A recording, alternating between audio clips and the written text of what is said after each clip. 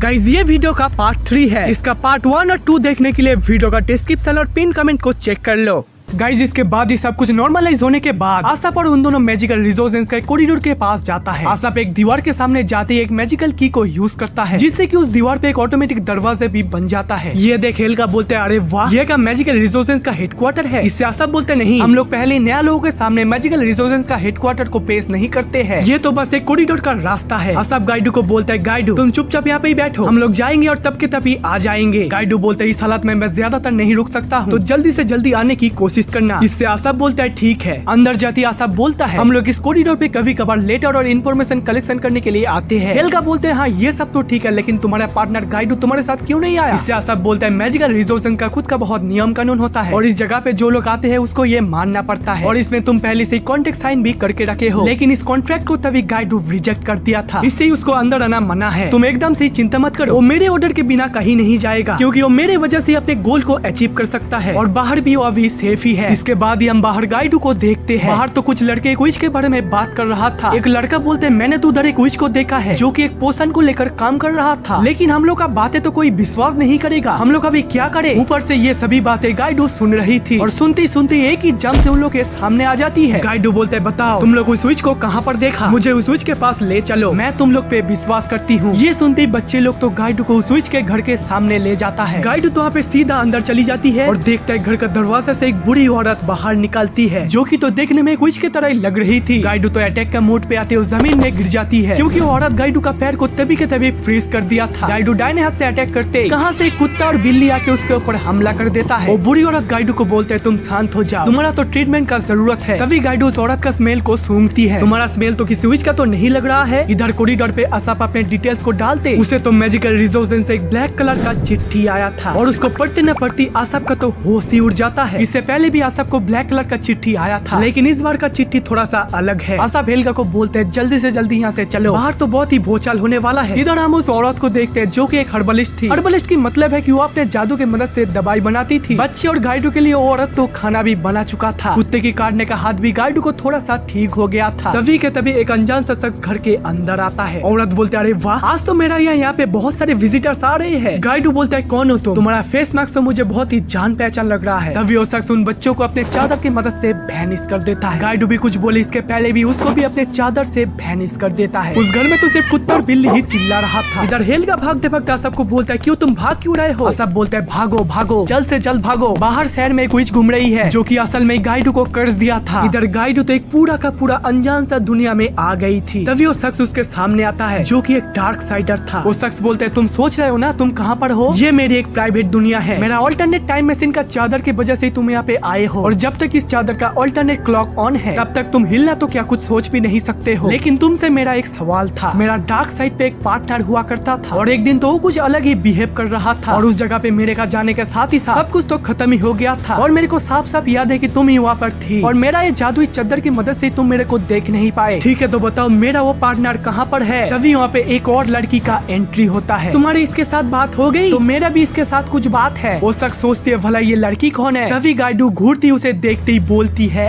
Angela.